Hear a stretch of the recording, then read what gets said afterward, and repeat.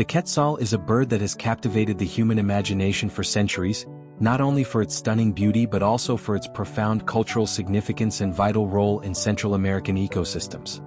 Here is a comprehensive look at this fascinating bird. Bird description and species. The Quetzal belongs to the trogon family, Trogonidae. The name Quetzal comes from the Nahuatl word quetzali, meaning long brilliant tail feather, or beautiful feather.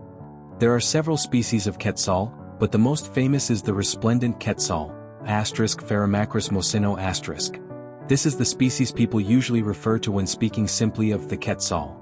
Other species include the golden-headed Quetzal and the eared Quetzal. Artist palette. Physical characteristics.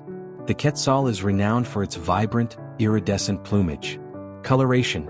Its body is primarily iridescent green, appearing gold or blue depending on the light, with a deep red chest and belly. This coloration serves as camouflage within the lush, green cloud forests. Sexual dimorphism. There is a marked difference between males and females. Males, they are more vibrant and possess two long tail feathers that can reach up to 1 meter, 3 feet, in length. These feathers only begin to grow when the male is around 3 years old. Females, they have shorter tails and less striking plumage with gray chests and bellies. Size. The body of the resplendent Quetzal measures between 38 and 40 centimeters, 15 to 16 inches, but including its long tail, an adult male can reach a total length of up to 90 centimeters. It weighs around 200 grams, 7 to 8 ounces. Globe showing Europe-Africa habitat and distribution. The resplendent Quetzal is a neotropical bird that inhabits the montane cloud forests of Central America. Geographic distribution. It can be found from southern Mexico, in states such as Chiapas and Oaxaca, through Guatemala, Honduras, El Salvador, Nicaragua, and Costa Rica, extending to western Panama. Altitude. They prefer altitudes ranging from 1,000 to 3,000 meters above sea level. Avocado diet and ecology. The Quetzal is an omnivorous bird with a highly specialized diet. Primary diet. Its favorite food consists of fruits from the avocado family, Lauraceae, such as wild aguacatillos. Secondary diet. It supplements its diet with insects, small lizards, frogs and snails, particularly during the breeding season to obtain extra protein. Ecological role. By swallowing fruits whole and dispersing the seeds through its droppings, the Quetzal plays a crucial role in the regeneration of cloud forests. Red heart reproduction and behavior. They are generally solitary and elusive birds, difficult to spot in their natural habitat. Nesting. They form monogamous pairs that nest in cavities within dead or decaying trees. They use their beaks to enlarge the hollows, which are often originally created by woodpeckers. Incubation. The female lays 1 to 3 eggs. Both parents take turns incubating them, the male during the day and the female at night. The male's long tail often protrudes from the nest during this process. Chicks. The young are able to fly at 3 weeks of age. Scroll symbolism and culture. For the pre-Hispanic cultures of Mesoamerica, the Quetzal was a sacred bird. Deity. It was closely linked to the deity Quetzalcoatl for the Aztecs, and Kukulkan for the Mayans, a name meaning feathered serpent. Symbol of power. Its feathers, considered more valuable than gold, were a symbol of status, power and wealth. Only great rulers, kings and priests could wear them on their garments and headdresses. Symbol of freedom. It was believed that the Quetzal would rather die than live in captivity, making it a powerful symbol of freedom. Legend. It is said that the Mayans did not kill the bird to obtain its feathers. Instead, they waited for it to molt naturally. Killing a Quetzal was a crime punishable by death. Guatemala national bird. The resplendent Quetzal is the national bird of Guatemala. Its name is also used for the country's official currency, the Quetzal. Warning: conservation status. Sadly, the Quetzal is a threatened species. Population. It is estimated that there are between 50,000 and 499,999 mature individuals worldwide. Status. It is classified as near threatened by the IUCN, and in Mexico, it is considered endangered. Threats. Habitat loss. The primary threat is the deforestation, fragmentation and degradation of cloud forests due to agriculture, cattle ranching and logging. Climate change. Rising temperatures and decreasing humidity put the cloud forest ecosystems it needs to survive at risk. Hunting and illegal trafficking. Despite being protected, it is still hunted for its beautiful plumage or for the illegal pet trade, even though it is very difficult to keep in captivity. Sparkles fun facts. It does not breed easily in captivity, as it requires the very specific conditions of its natural habitat. It is an altitudinal migrant, meaning it moves between different elevations in the mountains depending on the time of year. Its flight is described as rapid and direct, and its spiraling or circular flight is said to have inspired ancient cultures to associate it with the wind. The Quetzal is not merely a bird, it is a living masterpiece of nature, regarded by many ornithologists and poets as the most beautiful bird in the Western Hemisphere. Its beauty is not static but rather a play of light, texture, and symbolism that defies the imagination. Let me break down that beauty into several levels. 1. The jewel-toned palette, the iridescent plumage. Its green plumage is not a simple green, it is a structural green. This means the color does not come from pigments but from the microstructure of the feathers, which refract light like a prism. Depending on the angle of the sun and the viewer's perspective, its back shifts magically. Deep emerald green. Brilliant metallic gold like the sun. Cobalt blue or turquoise like the sky. Faint purple in certain reflections. This iridescent green is set against a striking, perfect contrast. A chest and belly of carmine or intense ruby red that resembles burning velvet. Furthermore, the underside of its tail is a pure, flawless white, rounding out a primary color palette that looks as if designed by an artist. 2. The majesty of its tail, the floating veil. The true signature of its beauty lies in the two supreme tail feathers of the male. They are neither rigid nor stiff. They are long, undulating, and flexible, like two green silk ribbons extending up to a meter behind its body. When it flies, these feathers do not flap. Instead, they float and undulate behind it like a bridal veil or an inverted waterfall, lending it an almost mythological appearance. Its head is crowned by a small, spiky crest of short feathers forming a natural helmet, giving it a regal and proud bearing. 3. Beauty in motion and context, the green ghost. The Quetzal does not display itself on open plains. Its beauty is enhanced in its home, the cloud forests. Here, its iridescent green acts as perfect camouflage amidst the moss, bromeliads, and mist-drenched leaves. Watching it fly through the mist is an ethereal experience. The ancient Mayans called it the Lord of the Winds because upon taking flight, its tail creates swirls in the fog. Its flight is swift and direct, and when it lands, it does so with absolute elegance, moving its head with measured grace as if aware of its own divinity. 4. Functional beauty, the purpose of the exquisite. Why such beauty? Nature is not capricious. This explosion of color is a tool for sexual selection. The female, though also beautiful with her green and gray plumage, is far more understated. The male, with his colossal tail and vibrant red, competes to demonstrate that he possesses the genetics and health to survive despite carrying such a heavy burden of feathers. The longer and more striking the tail, the more attractive he appears to the female. 5. Tragic and symbolic beauty, the free spirit. Yet the Quetzal's beauty transcends the physical, it resides in its legend. It is said to be a bird that cannot survive in captivity.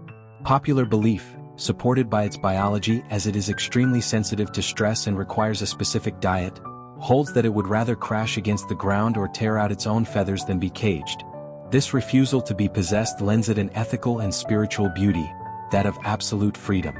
It is beautiful because it is elusive, because it allows itself to be admired only within the vastness of its jungle, and because its presence in a forest signals that the ecosystem remains alive and pristine. Ultimately, the beauty of the Quetzal is a visual poem. It combines the brilliance of gems, the fluidity of silk, the mystery of the mist, and the dignity of an indomitable spirit. It is not a bird one merely sees, it is a bird one feels and remembers forever. I know I have described its plumage and tail to you before, but the beauty of the Quetzal is a subject so profound that it deserves to be viewed through a different lens. It is not just about what the bird possesses, but how it functions and why it moves us. Let us break down its beauty from 3 new angles: physics, art, and the soul. 1. The beauty of physics, the optical miracle. When you say the Quetzal is green, you are actually telling a half-truth. Its feathers contain no green pigment. They are a marvel of natural nanotechnology. The barbs of its feathers feature a structure of microscopic layers, like a sandwich of keratin and air, that traps white light and reflects only the green-blue wavelength. As you move around the bird, the angle of incidence shifts, and the color magically jumps. It transforms from emerald to gold and from gold to sapphire. It is a living kaleidoscope. It is literally sunlight dancing across its body, and no dye or paint in the world could replicate that metallic sheen. 2. The art of contrast, perfect color theory. If the Quetzal were to attend an art class, it would be a master of color. Its crimson-red chest and iridescent green belly represent complementary colors on the color wheel, opposites on the color circle. Nature understood that for something to be visually striking, it requires a point of friction. The red of its chest is not flat, it resembles burnt velvet. Surrounded by that cool, brilliant green, it creates a visual tension that mesmerizes the human eye. It is the same principle employed by great painters like Matisse or Van Gogh to make their canvases vibrate. 3. Forgotten beauty, the female and the subtle. We always talk about the male, but the female Quetzal possesses a stoic, elegant beauty. Her head is silvery gray or bronze, her breast is brown, and her tail is short. Why is she beautiful? Because her design is built for survival. Her camouflage is perfect for incubating eggs in the darkness of the nest. Her beauty is not one of display, but of mystery and protection.